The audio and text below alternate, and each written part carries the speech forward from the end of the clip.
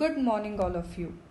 Now, as you are familiar with the term potential difference, which is solely responsible for the flow of charges, then today let us talk about electricity and electric current. What is electricity? Electricity is a form of energy which can be changed to many other forms like into light energy, heat energy, mechanical energy, sound energy, etc. Now let us talk about electric current. Electric current is the rate of flow of electric charges, particularly electrons, through a conductor. So when the charges flow with respect to time, the rate of flow means with respect to time. So when the charges flow with respect to time, we say that current is produced. Current is denoted by the letter I and its formula is I is equal to Q by T, where Q is the charge and T is the time. So current will be equal to charge upon time. It is a scalar quantity. Its SI unit is coulomb per second or ampere, and 1 ampere is defined as when 1 coulomb of charge flows through any point of a conductor in 1 second, then we say the electric current flowing through it is 1 ampere. It is measured by a device called ammeter and its direction is taken opposite to the flow of electrons.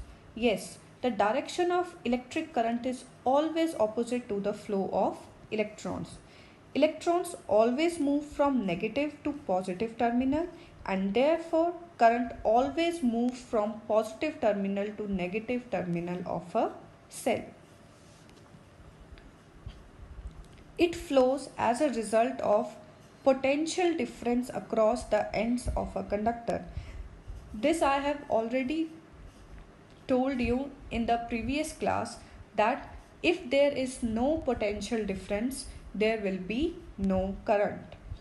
So it is the potential difference between the ends of the wire which makes the electric charges to flow in the wire and across the conductor.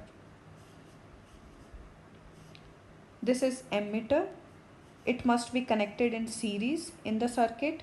Positive side must be connected to the positive terminal of the battery and vice versa.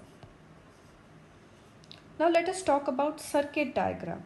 A circuit diagram is a diagram which indicates how different components in a circuit have been connected. Now to draw the diagrams of electric circuits on the paper, these components are shown by their symbols which are given in this table. And for a simple circuit, you should know the symbol of a cell, battery, switch and bulb. This is how an electric circuit look like when we replace the components used with their symbols. So electric current is the flow of charges due to potential difference created by the cell.